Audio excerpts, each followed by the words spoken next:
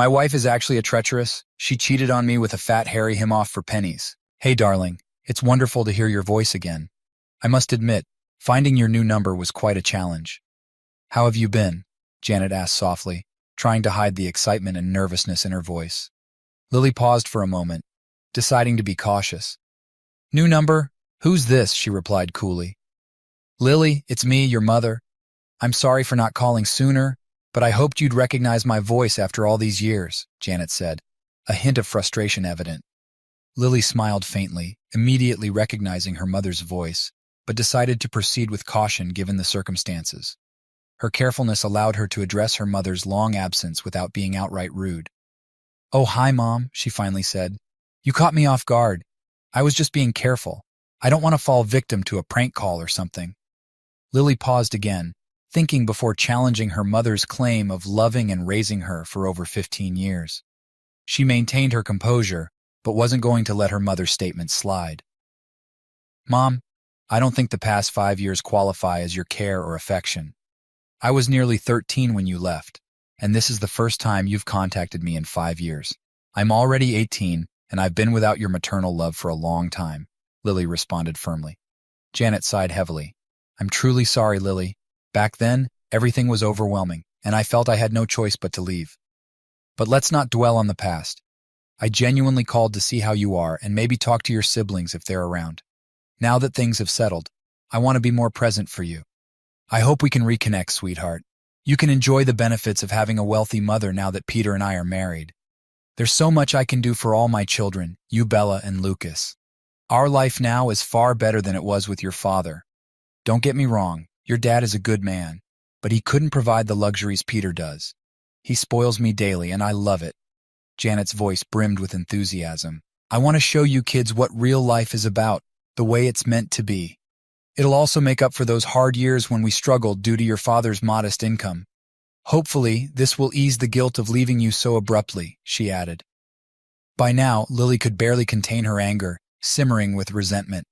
She deeply loved her father, John Miller, and admired him for taking on the responsibilities of single parenthood and enduring the heartache when Janet left. John had to step up, raising 2 daughters, one dealing with teenage turmoil, the other just 9, alongside a wild 21-year-old son. Lily also felt immense pride in her father's transformation of their lives after her mother's departure. Before leaving, Janet had drained all the bank accounts, plunging the family into a financial crisis worse than Lily could remember. At 13, young Lily took on the role of a homemaker, striving to help her family survive. Together, the father and children endured a tough period lasting over 10 months. Then life started to improve as her father made significant changes, and now it was wonderful. It would have been easy for Lily to blame her mother for their suffering at 13. Lily's famous fiery temper was ready to erupt, but suddenly she felt a wave of calm, understanding how to handle herself and what she needed to do in this conversation with her mother, and it felt right. If she had confronted Janet, then her mother would have hung up, and Lily might never have reconnected with her. It wouldn't have benefited anyone, and Lily truly wanted to maintain a relationship with her mother despite her many mistakes. Embracing this calmness, Lily decided how to proceed. She would voice her perspective, pointing out her mother's errors while preserving the chance for the relationship between the children and their mother to continue. Yes, it was the right approach. The young woman grinned broadly, realizing she might have just learned a significant life lesson.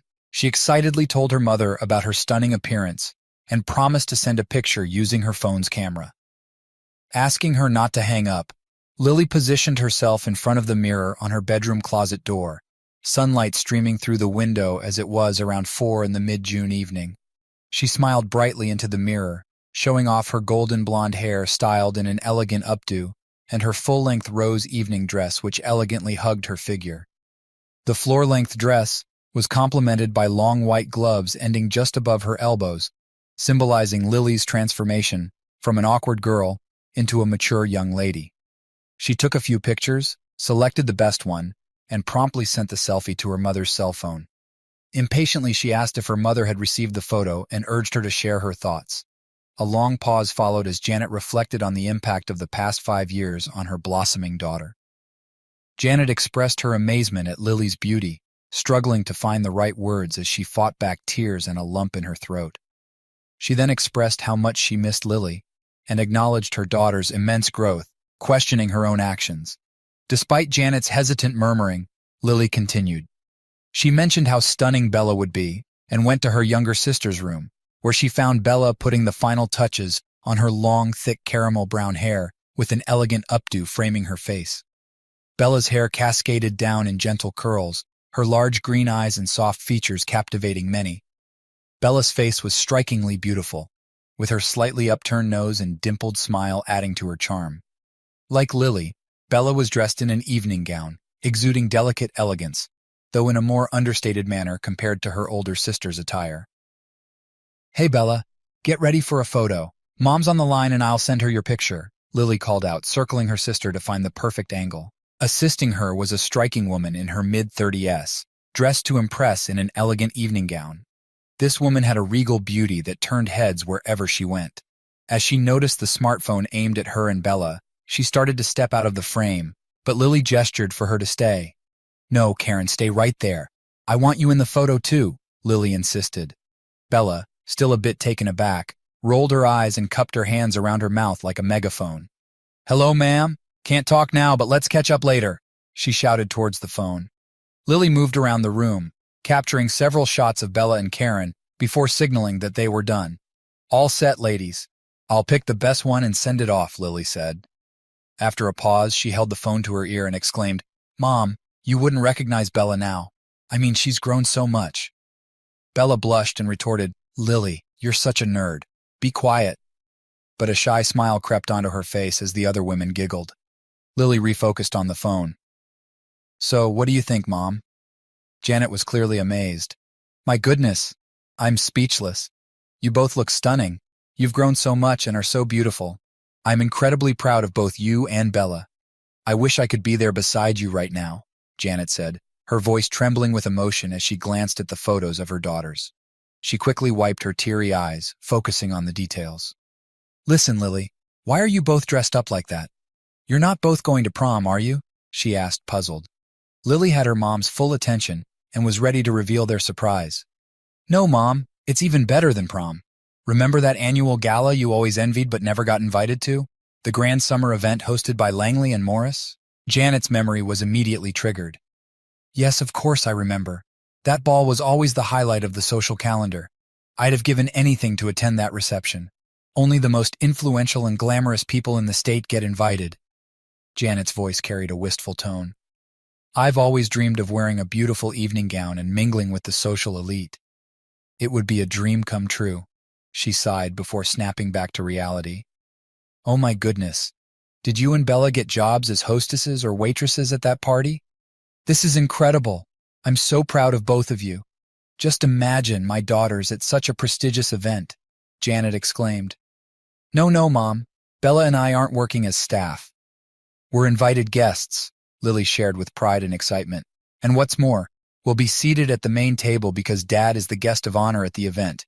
It's a surprise for him, but the organizers will give him special recognition. Isn't that amazing? I'll even be part of the ceremony. Oh, Mom, I'm so nervous but incredibly excited." Janet was utterly stunned. "What? You must be joking, right? Lily, honey, you've got to be kidding me. Why would a cost control clerk be invited to such an esteemed event, and as the guest of honor no less? That's just not something that happens in real life. Come on, honey, admit it. You're pulling my leg, right?" Lily chuckled. "No, Mom, it's true. Bella and I dress like this every day just to await your call and tease you. Let's be realistic, Mom. A lot has changed since you left us. We were devastated, but Dad managed to bring us together, even Lucas, and somehow built a new life for us without you. Maybe I should catch you up on what's happened since you left.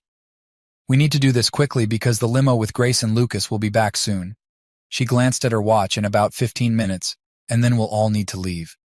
Lily took a deep breath, preparing to recount their life after her mother left. "Dad was shattered when he found out about you and that old guy. You disappeared right after he confronted you. Honestly, I think you were planning to leave anyway. You just had to move up the date a bit." Janet interrupted, whispering, "Sorry, Lily. I didn't realize you knew about what went down between your dad and me. But yeah, after he found out, I felt I had to go. What was the point of staying? He even had photos of us. Peter and I decided to leave the city and move to his Manhattan apartment, and we've been there since. Lily, I'm sorry your dad decided to involve you. If you want to know, I think it was pretty messed up to drag you kids into this. Unable to hold back, Lily yelled, "This is total crap, Mom."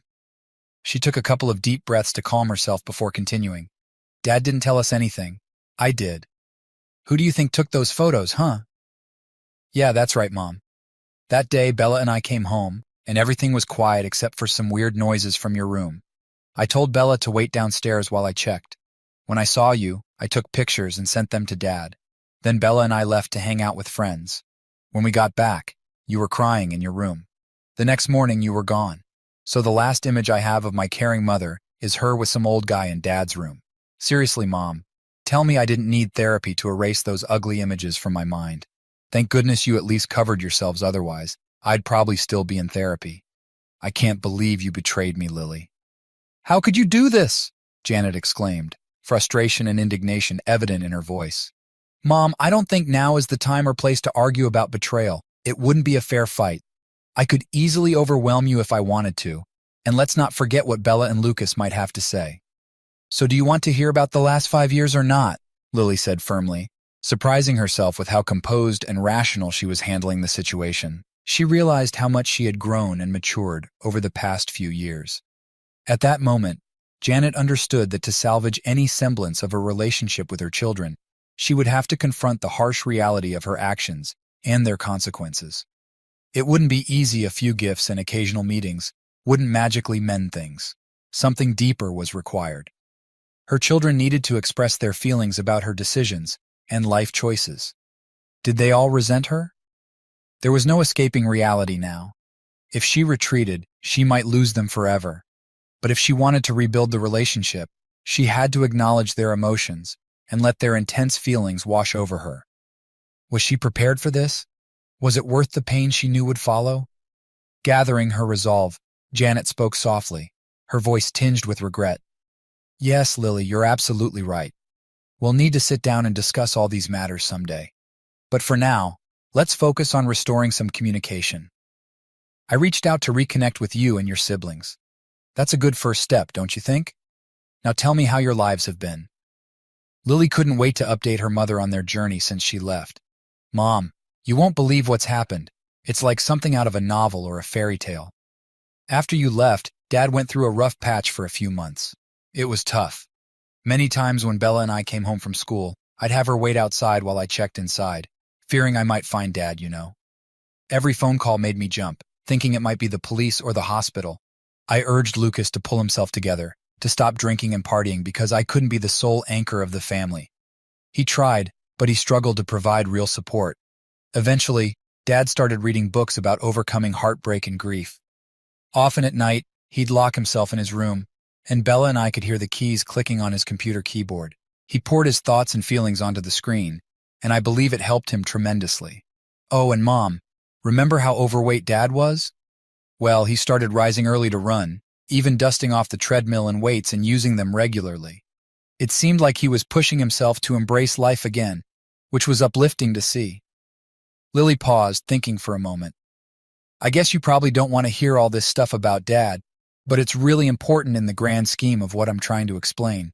So, I'm sorry if this isn't what you want to hear. But by the way, Dad looks pretty good now, she added with a smile, even though her mother couldn't see it.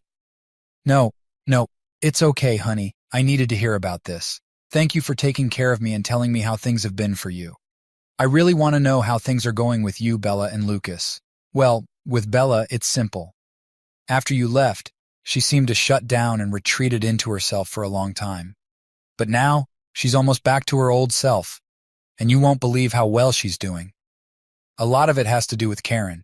She and Bella really became friends.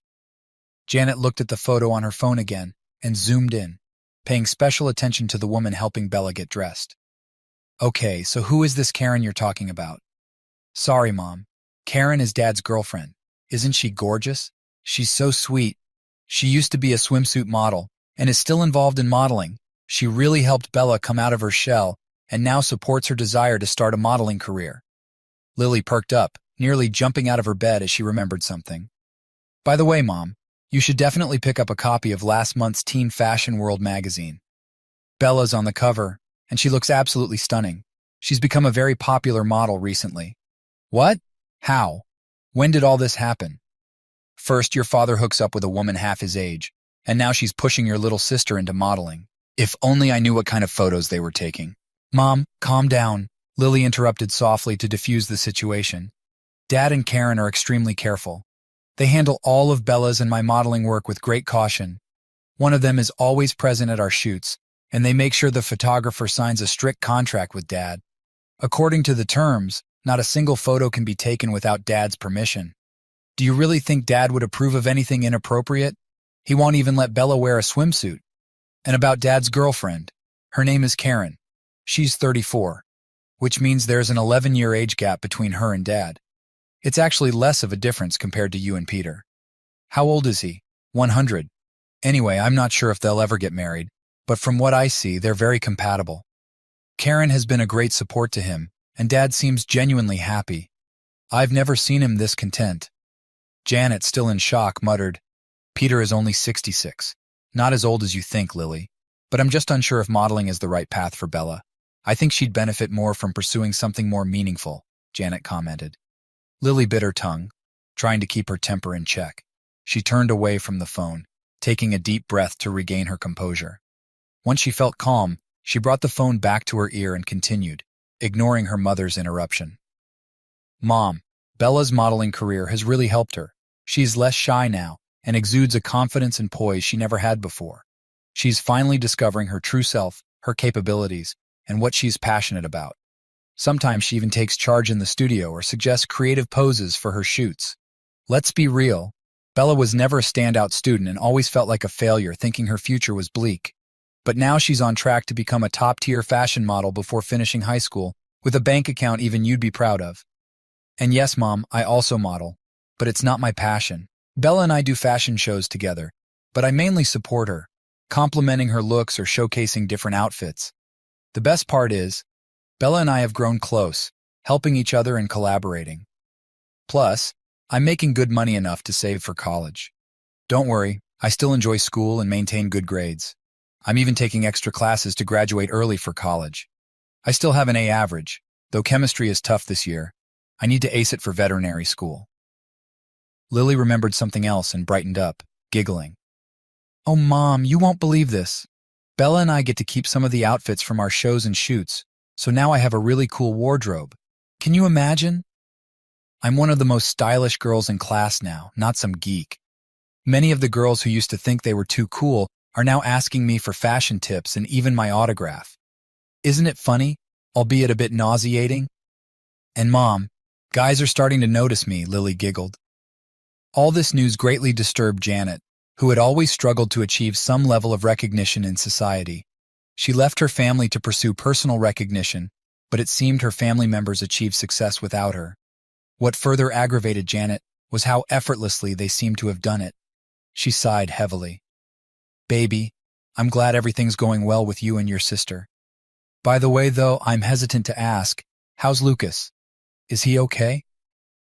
Lily took a deep breath and glanced at the clock, knowing Lucas and Grace would arrive soon. She didn't want to rush discussing Lucas' situation, but felt confident she could share his update with her mother. Well, Mom, surprisingly, Lucas has turned things around. He was quite wild even before you left, and afterward he continued drinking and partying even more. He completely lost control for a while. Eventually, Dad got really angry and demanded he quit partying and either get a job or go back to school. Lucas told Dad off, so Dad kicked him out, telling him not to return until he found a job. Dad even had to call the cops a couple of times to get him out. Janet couldn't believe her ears. What? Your idiotic father threw my son out? How dare he? I'll have Peter contact a lawyer and sue that scoundrel, she raged, clutching the phone in anger. Good luck with that, Mom, Lily said with a hint of irony. She knew her mother always favored Lucas, letting him get away with anything and supporting his antics by giving him money whenever he asked. All this happened a year and a half ago, Mom. Since then, Lucas and Dad have reconciled. Lucas relied on his friends for a while, but even they grew tired of supporting his laziness and kicked him out. He spent some time living on the street, but eventually realized he didn't like that lifestyle, especially seeing us doing well. So one day, Lucas apologized to Dad and expressed his desire to come home. Dad maintained his stance on getting a job first, so Lucas found work on a roofing crew. After that, he returned home, but Dad insisted he contribute to living expenses to teach him responsibility. It was amusing hearing him complain about his tough job and expenses, but Dad always said that's how the real world operates, and Lucas needed to adapt. This continued until Grace entered the scene. "Don't tell me Dad has a new girlfriend," Janet said indignantly. "Who is Grace?" Lily laughed. "No, Mom, Grace is Dad's personal assistant. She's sharp-tongued and won't tolerate any objections. Dad calls her his cool boss. Despite being only 24, she's competent and reliable." They met at a conference in Chicago. Grace approached him, shook his hand, and advised him to hire her for organizing trips, booking tickets, and managing expenses if he wanted real success. Impressed by her no-nonsense attitude, Dad hired Grace on the spot. Now she lives with us, and Dad jokes about having his own harem. It's hilarious. Grace has been crucial in Dad's career development. She's like my big sister, and we all adore her. "Oh, Mom, Grace is a real stunner from Norway. She's 510 with a trendy haircut, short blonde hair, and piercing light blue eyes." Poor Lucas fell for her immediately, but Grace made it clear she wouldn't date someone without direction. Suddenly, Lucas had newfound motivation. Lily's tone turned serious as she shared the latest about her brother. "And now the big news, Mom, brace yourself. 4 months ago, Lucas enlisted in the Air Force and will soon head to language school in Monterey, California." "Language school? What language?" Janet gasped. "German?" Lily replied, chuckling at her mother's reaction. "Isn't it wild? Lucas is currently stationed at Lackland Air Force Base, waiting for clearance. Dad asked him to come home for a party in his honor. And you know what? Grace has started treating him more gently, though she still won't admit she's with Lucas. But we can tell she's fallen for him too. Grace isn't seeing anyone else, and they spend hours on the phone whenever they can. Lucas is head over heels for her. Can you believe he plans to finish language school, go to college, get a degree, and become an officer? My crazy brother wants to become a military officer. For anyone who knew him before, it sounds like a joke. Love makes you do strange things, doesn't it?" Lily smiled, tapping her stiletto heel as she talked about her brother's future. Suddenly, a deep baritone voice singing "The Impossible Dream" filled the background. Lily laughed, jumped off the bed, and ran into the hallway.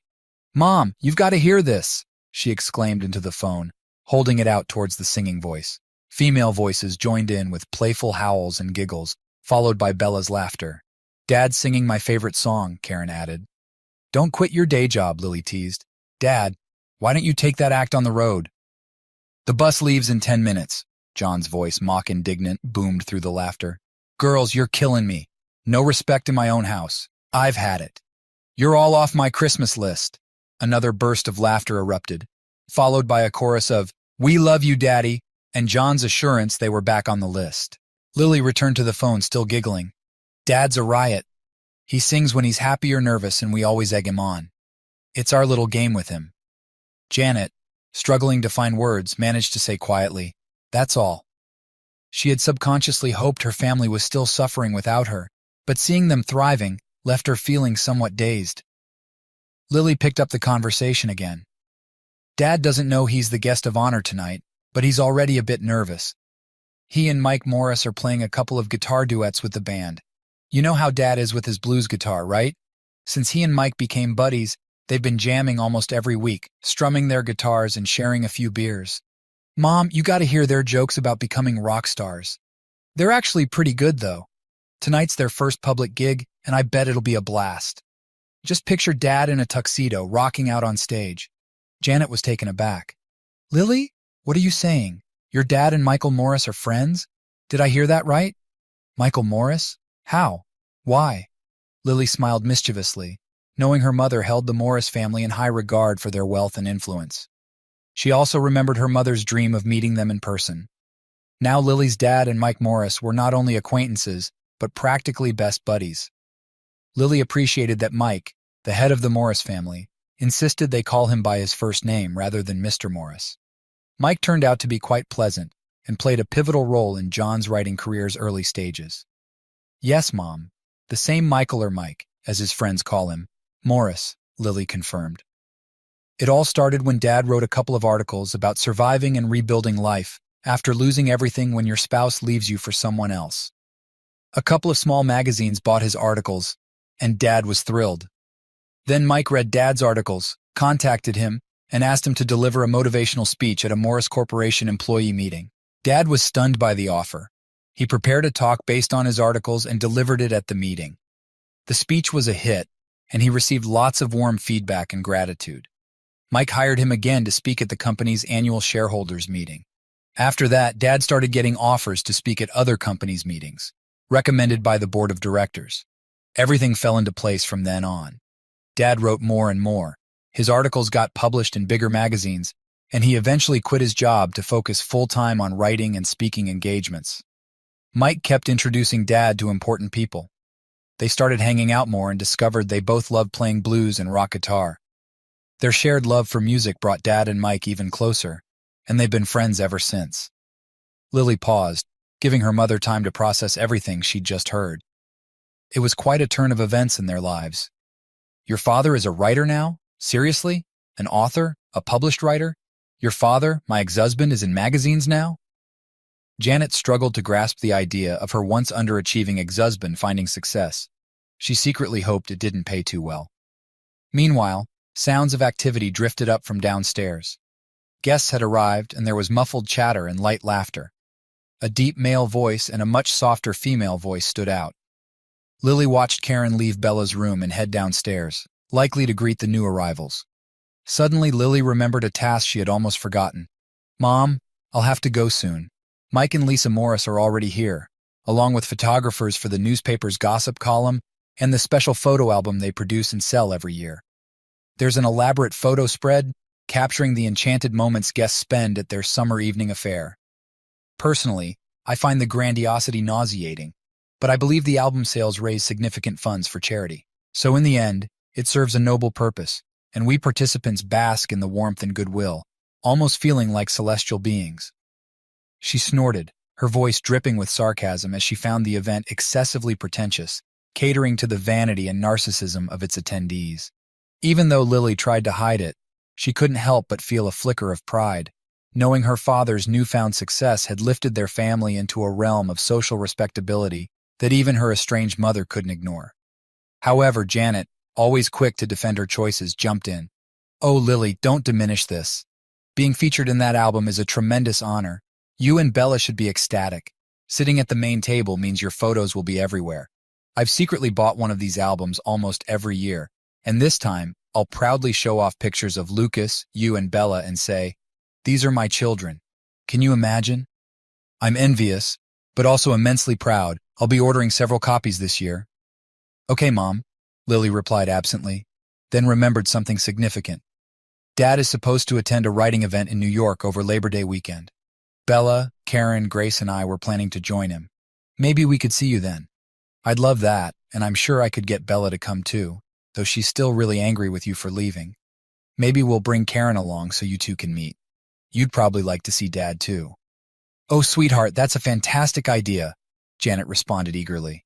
Let's explore the options. I really want to see you and Bella. As for your dad and his girlfriend, I'm not sure it's a good idea. There's been too much pain on both sides, but I'd love for you to meet Peter after all. Hez your stepfather now.